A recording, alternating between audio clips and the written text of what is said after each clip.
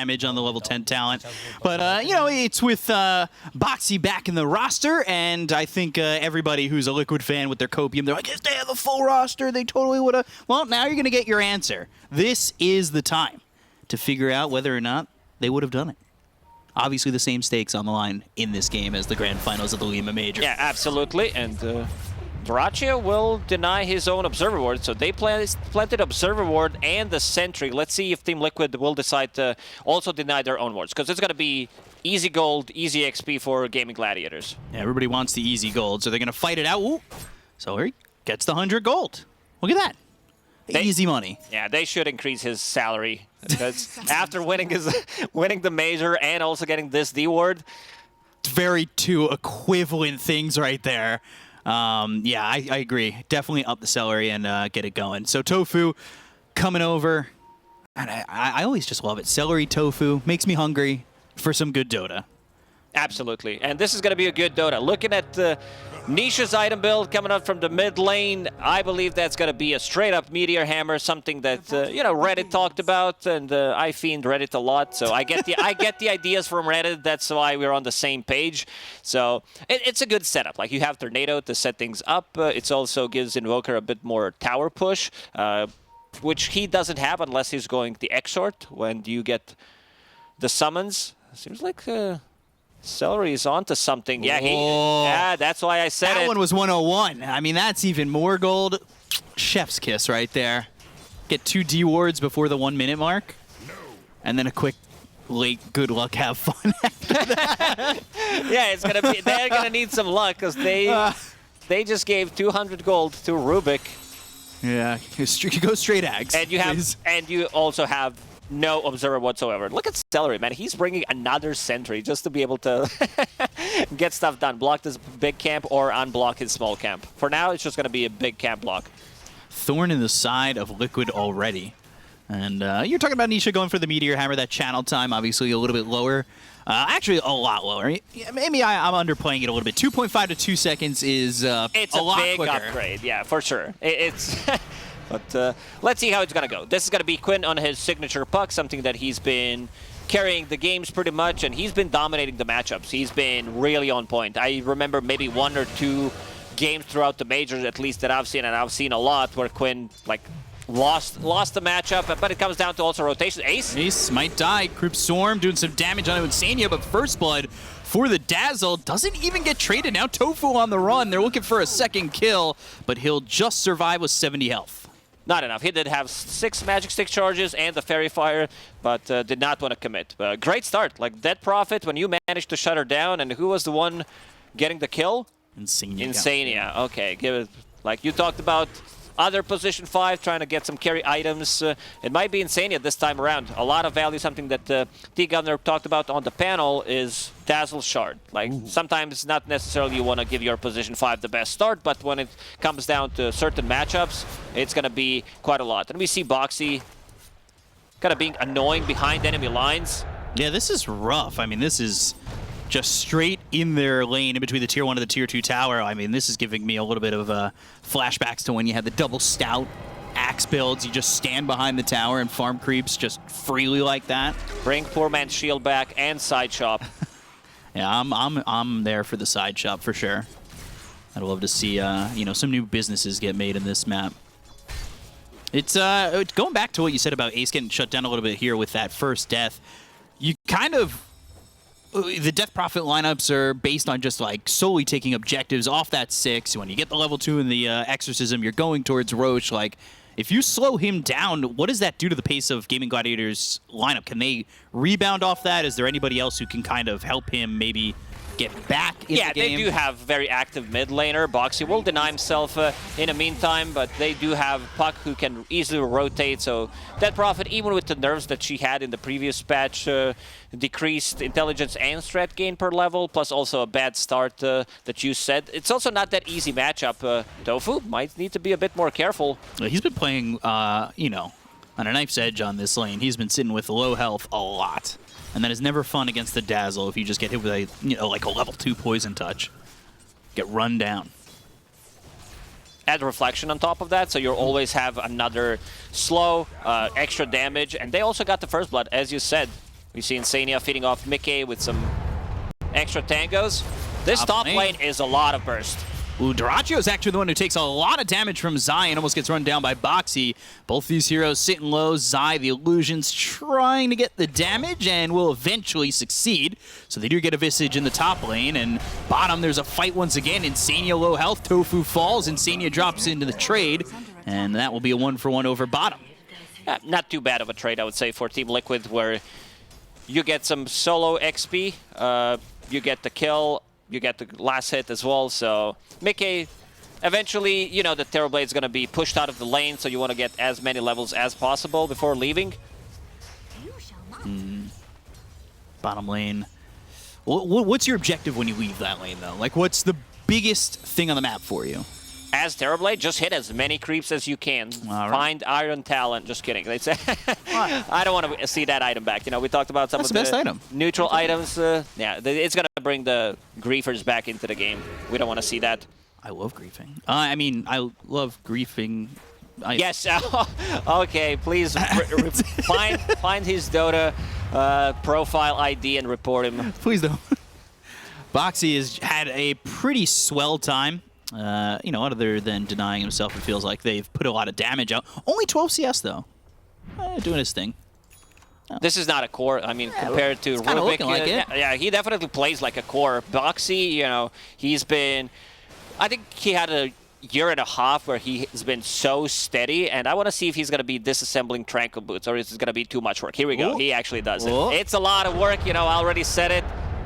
Telekinesis, throwing him back, lands on Zai, the chase is on for Celery, goes through those trees and just trying to get the damage under the tier 1 tower, and that will be done with the Soul Assumption coming in from Zai. It's an insane amount of damage that they have in this lane. You have Boxy using the Onslaught plus Trample, which gives you insane amount of damage from Soul Assumption, so yeah. Pretty good setup. Needs to be a bit more careful if you misuse Telekinesis. Yeah, off the Tranquils. Going in for the Onslaught, Waning Rift, that'll silence up. Is he back on Tranquils? Nope, still locked. I feel like if we could just add a little screen with his Tranquils, just so we know when they're together and not together. Are you trying to get fired again, B-Cop? It's just like very difficult to keep an eye, like implement the technology right now during the cast. Like you're getting production extra work. He'll drop the Observer Ward, but it's going to get denied. I think it's in the range of Sentry. Yeah, so we're maybe taking a step to potentially deny that, but just like they did before, they were able to deny a ward pretty quickly after the placement. So good gold's coming in. Boxy getting that 125 gold, and it's always good gold when you get to D-ward like that. Pretty much for free. Trample again, but that's stopped via the Telekinesis. That's the one thing kind of holding them back, but once that's on cooldown, like it's free reign. It really is. Duraccio also getting levels. Like, both carriers kind of want to do the similar thing. They don't want to join early on. They want to hit the creeps, plant one hero who can sustain, get some XP from there.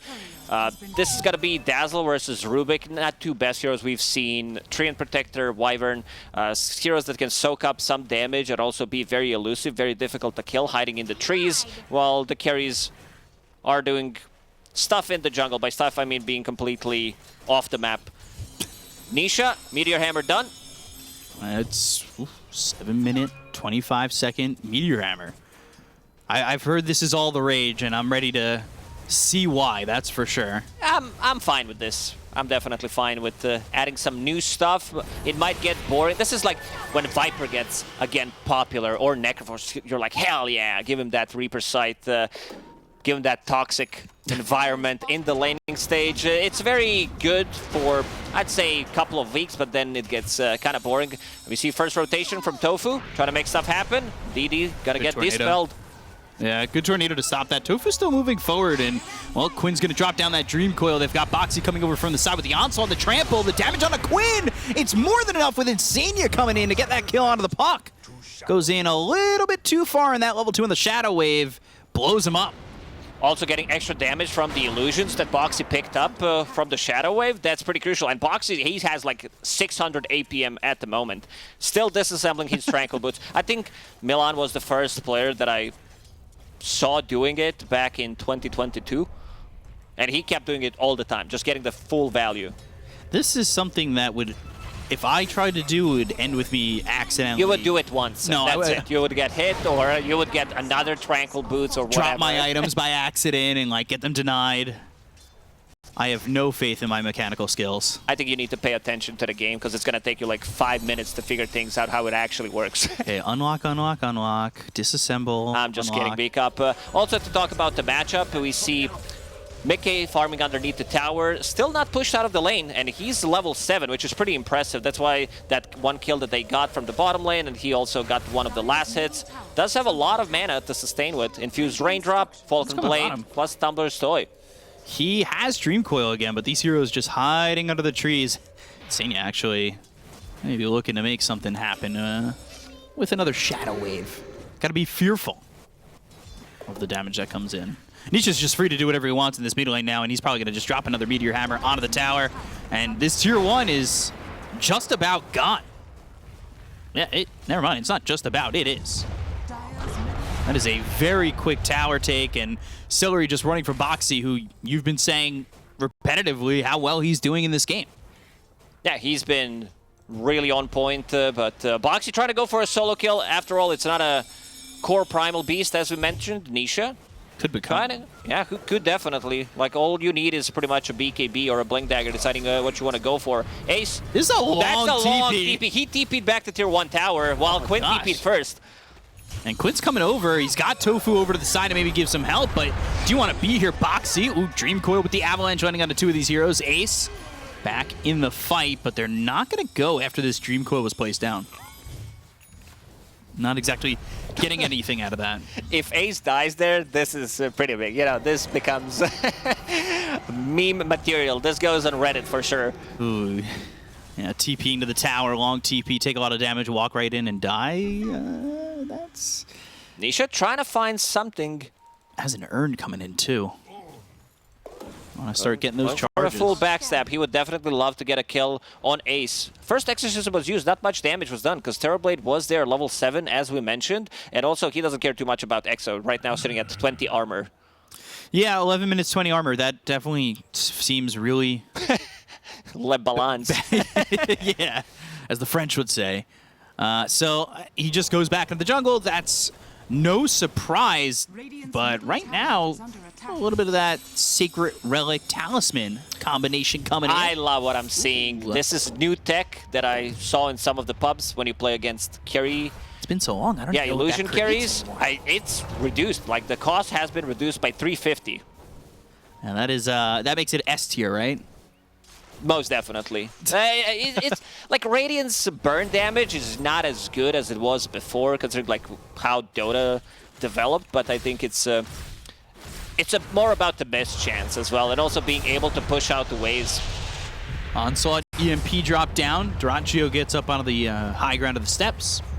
Nisha's been everywhere. He is really putting the pressure on to all 3 lanes, and when you've already got the tier 1 tower down over mid, you're kind of free to do that. I think I know why Invokers are going for Meteor Hammer, because you have a Chaos Meteor, and then you upgrade with the shard, so you have 2 extra, you build a Meteor Hammer, so you have 4 of them. It's like Meteor Shower, pretty much.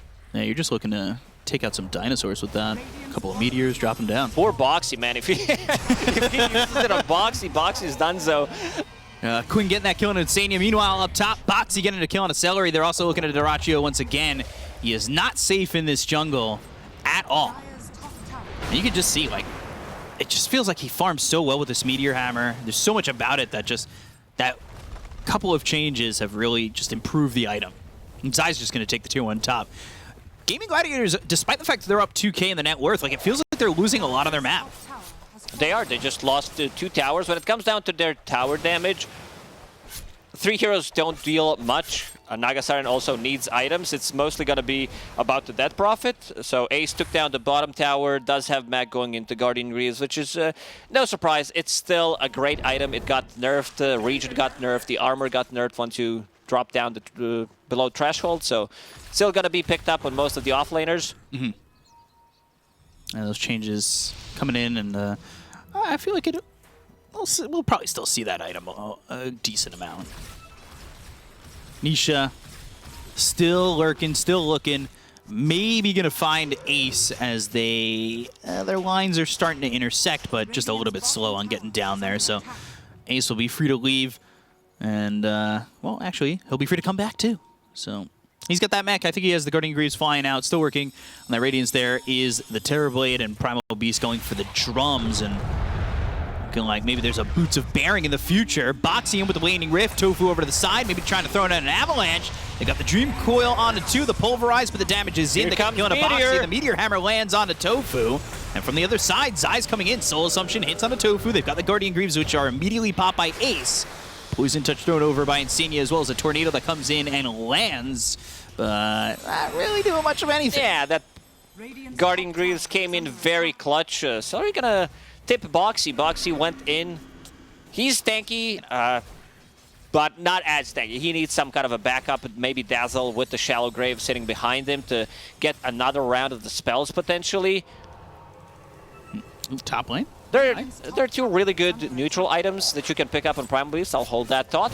And they're trying to go in onto this Visage. They'll even pop the Exo, but they've got the onslaught of Boxy coming in once again, and that's a song. A bit of an anti-combo here. Is it a TP or is it a re-engage? Because they've got Tofu and Celery coming into the fight, but Nisha's also here.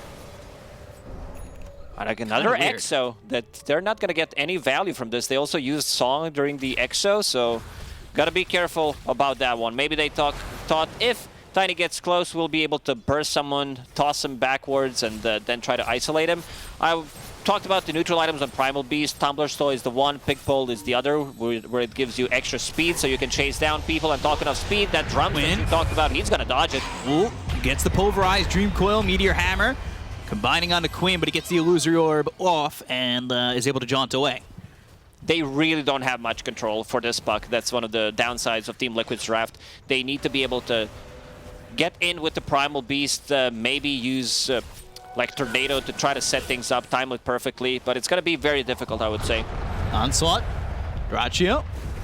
Now getting hit by this Trample, and we'll pop the Manta style, start to walk away.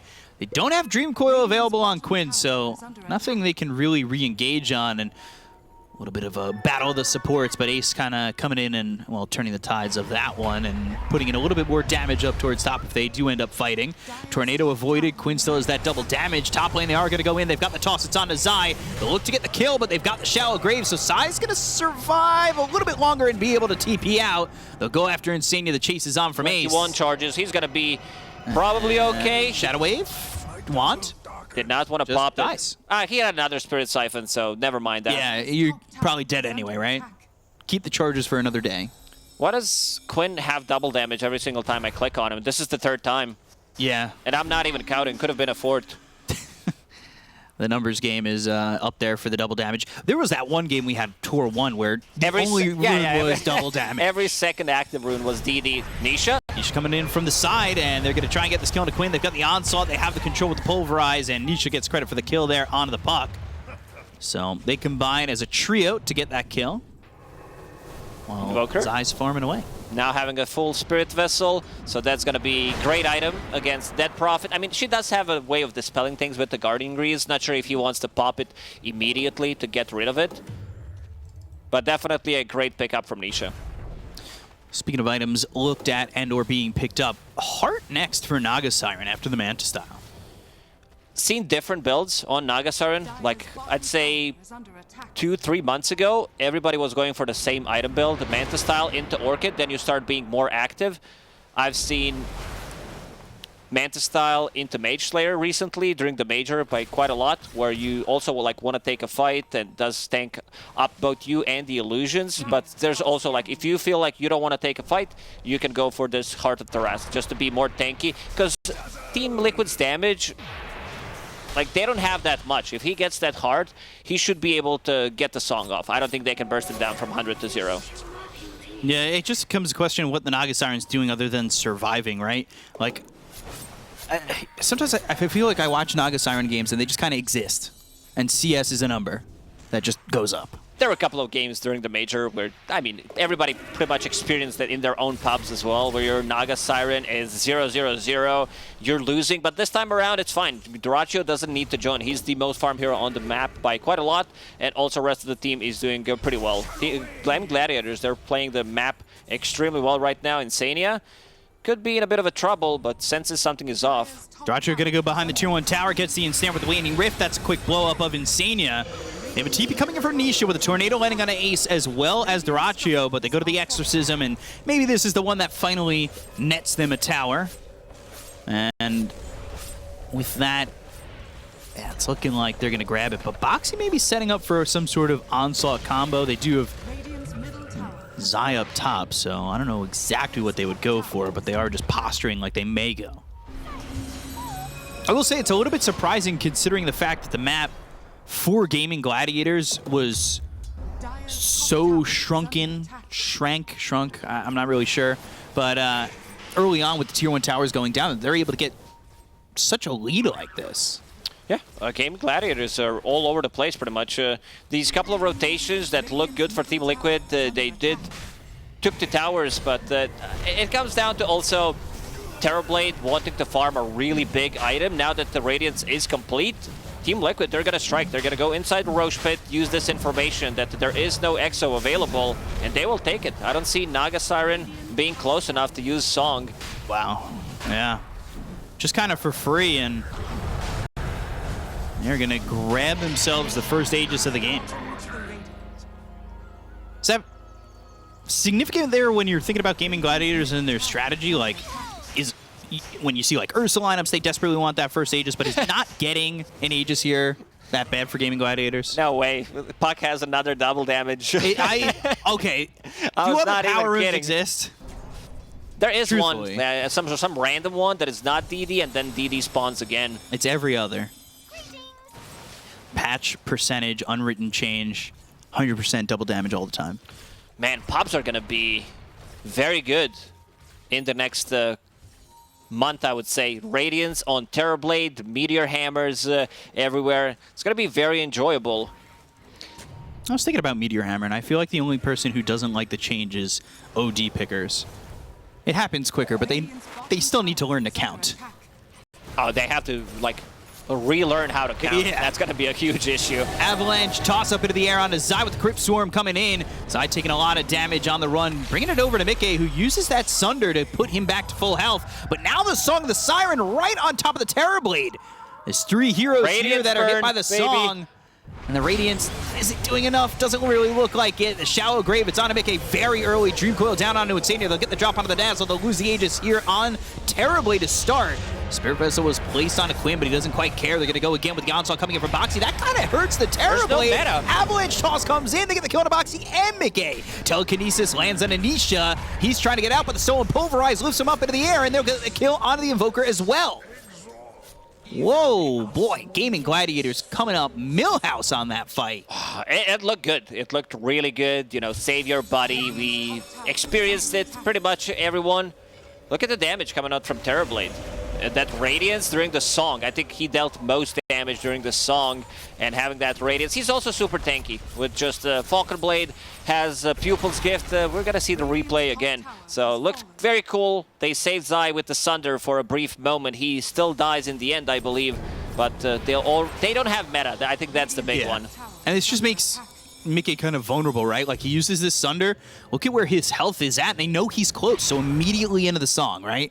Know you're going to lock him up. Even though he's got the Aegis, if he's not going to have meta, he's not going to really do much damage. The one thing that I noticed, too, is Boxy's going to come in here with an Onslaught that kind of bumps him up into the air, too, off this Aegis respawn.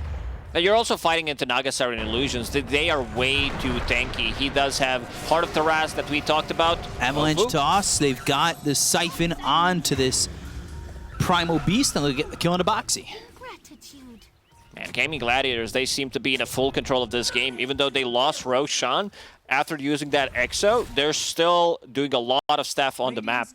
Esports Bet.io odds showing up on your screen, 1.08 for Gaimin Gladiators.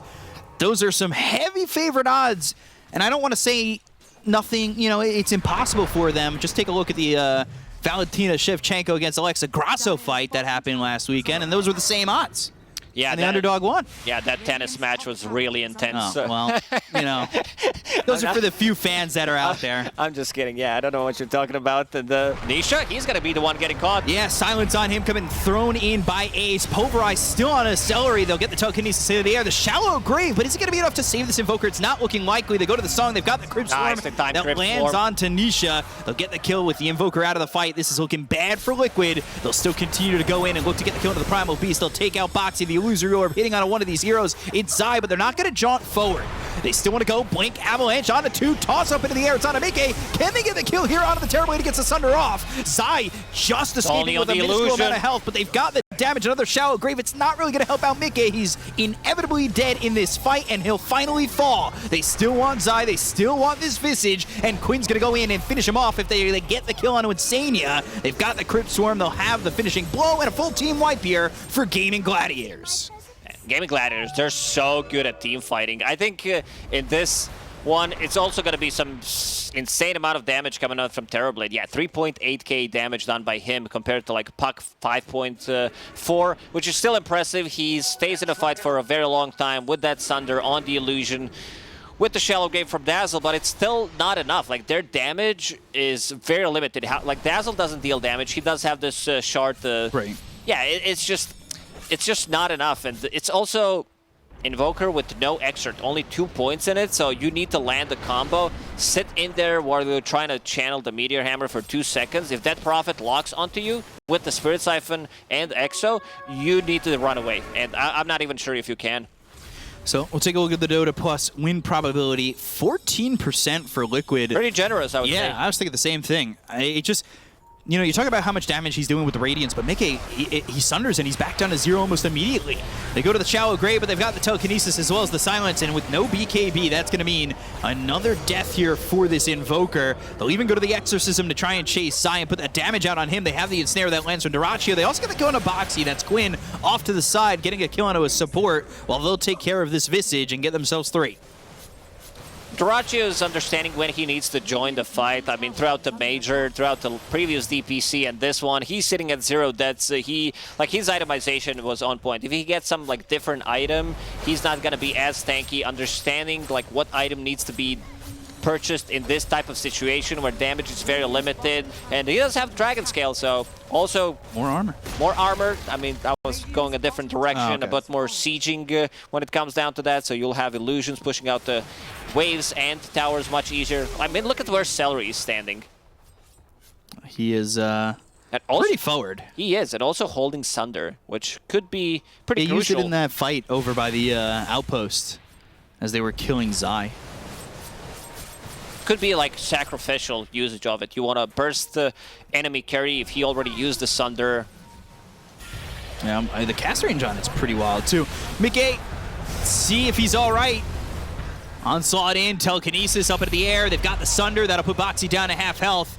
And Dyrachyo trying to chase. Crypt Swarm just landing on a Boxy, but they've got the Deafening Blast that pushes back this Death Prophet.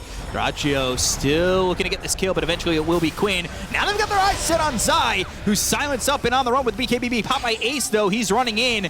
With the help of his team, he should be able to sustain and get through this and maybe get the kill here, but the Shallow Grave comes out from Insania. They go to the song. It's on the 4 remaining heroes on the side of Liquid. This should set them up gonna be huge. For a big fight. They're asking for help, but they're not going to find it. Avalanche toss comes in with the Illusory Orb hitting. They go to the Sunder. It's going to be on Dyrachyo, but are they able to get the kill here, at least on the Naga Siren? There's a Sunstrike coming in, but it's not going to be enough just yet. Tornado comes through. It lands on a couple of these heroes. Dyrachyo getting low, but still outliving Mickey. The Terrorblade drops. Quinn gets the kill. The Onslaught in. It hits a couple of these heroes and pushes them away. They've got the Shallow Grave once again, but this is looking bad for Boxy as he's been boxed in by the side of Gaimin Gladiators. They'll get another kill. They'll call GG, and Gaimin Gladiators will take game 1 and continue to reign supreme over Team Liquid. They just have their number, it seems. The way they've been playing the map, like Team Liquid, they've been making the moves around the map, going for these early towers, but Gaimin...